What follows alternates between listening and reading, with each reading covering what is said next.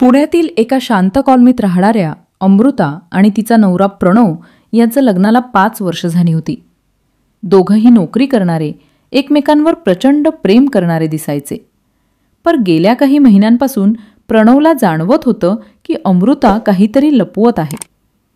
तिच्या फोनवरच्या कॉल्स, अचानक मिळणारे मेसेजेस, रात्री बाहेर जाण्याची कारणं आणि ऑफिसमध्ये ओव्हरटाईमचं निमित्त, हे सगळं त्याच्या मनात शंकेचं वादळ उठवत होतं.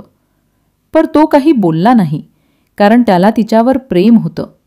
मात्र एका रात्री त्याने ठरवलं की आता सगळं उघड करायचंच. त्या दिवशी अमृता नेहमीप्रमाणे सांगून गेली की ऑफिसमध्ये मीटिंग आहे, थोडं उशीर होईल, आणि प्रणवनं तिच्या मागे गुपचूप गाडी काढली. तिचा मागोवा घेतला. ऑफिसऐवजी शहराबाहेरच्या एका लॉजसमोर थांबली. हे बघून प्रणवचा आत्मविश्वास चुरगळला. मनात संताप, दुःख आणि प्रश्नांचा पूर आला. तिनं माझ्याशी असं का केलं? त्यानं ती आत गेल्यानंतर लॉजच्या रिसेप्शनवर चौकशी केली, पण तिथल्या माणसानं सांगितलं की room number 204 Mrs Amrita Kulkarni. प्रणवचं हृदय जोरात धडकू लागलं. तो हळूच वर गेला. रूमचं दार थोडं उघडं होतं. त्यातून आवाज येत होते, पण आतून कोणाचंही हास्य किंवा संभाषण नव्हतं.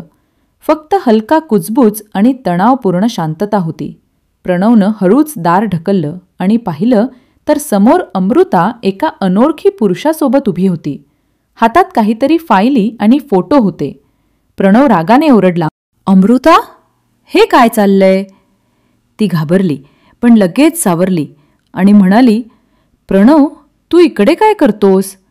हे तसं नाही जसं तू समजतोस." पण रागाच्या भरात प्रणवनं तिचं काही ऐकलं नाही. त्यानं त्या माणसाला धरून मारहाण केली.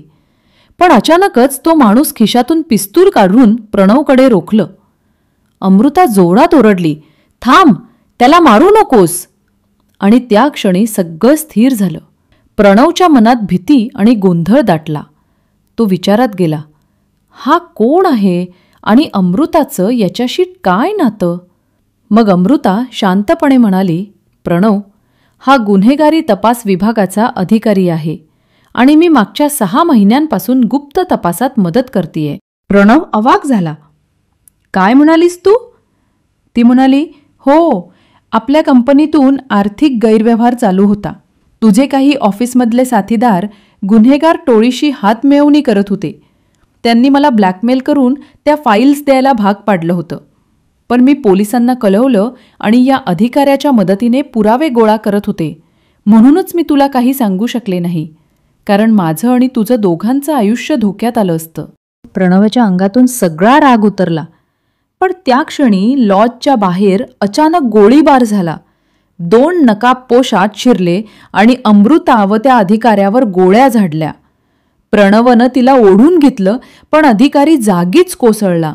अमृता जखमी झाली. प्रणवनं तिला बाहेर काढलं आणि 108ला फोन केला. तेव्हाच त्याला अधिकाऱ्याच्या हातातला फोन वाजताना दिसला. स्क्रीनवर एक मेसेज, "ऑपरेशन फेल झाले, टार्गेट हजबंड एस्केप्ड." प्रणवचा मेंदू सुन्न झाला. Target husband? तो विचार करू लागला. मग हे सगळं तिचं नाटक होतं का? अमृताला ॲम्ब्युलन्समध्ये ठेवताना तो पुन्हा विचारला, "अमृता, खरं सांग, हे सगळं काय होतं?" ती अशक्तपणे म्हणाली, "प्रणव, मी तुला वाचवायचा प्रयत्न करत होते. ते तुझ्या मागे लागले आहेत कारण तूच त्या कंपनीचा इन्व्हेस्टमेंट कोड जाणतोस आणि त्यांनी मला तुझ्याजवळ ठेवून तो कोड मिळवायला लावलं." प्रणव हादरला. म्हणजे ती त्याच्यासाठी काम करत होती की त्याच्या विरुद्ध? त्याला आता कळेना कोणावर विश्वास ठेवायचा. पोलीस आले. त्यांनी गुन्हेगारांना पकडलं, पण त्यांच्याकडून मिळालेल्या कागदपत्रात आणखीन धक्का होता. त्यात लिहिलं होतं की Amrita Kulkarni undercover agent, operation black whale. प्रणवला आता कळलं ती खरंच एजंट होती, पण तिचं काम गोपनीय असल्याने सगळं रहस्यच ठेवावं लागलं होतं. काही दिवसांनी अमृता हॉस्पिटलमध्ये बरी होत असताना प्रणवनं तिचा हात धरला आणि म्हणाला, "माझा विश्वास तुटला होता, पण तुझ्या धैर्यामुळे माझं आयुष्य वाचलं." ती हसली आणि म्हणाली, "प्रेमात कधीकधी सत्य दडवावं लागतं." कारण काही लढाया आपण न सांगताच जिंकतो. पण त्याच क्षणी हॉस्पिटलच्या खिडकीबाहेर एक काळ्या सूटमधला माणूस उभा होता. कानात इयरपीस, हातात फाईल. त्यानं फोनवर म्हटलं, "फेज 2 सुरू करा. हजबंड अजून जिवंत आहे." प्रणवाने खिडकीकडे पाहिलं, पण तो माणूस गायब झाला. आणि कथा इथे संपली नाही. प्रणवाच्या चेहऱ्यावर पुन्हा तोच संशय आणि भीती आली. कारण आता प्रश्न होता, खरं कोण, अमृता की सरकार? आणि म्हणून या रहस्याच्या शेवटीही एक नवा खेळ सुरू झाला. कारण कधी कधी प्रेम आणि फसवणूक दोन्ही एका ऑपरेशनचा भाग असतात आणि खरी गोष्ट कुणालाच माहीत नसते.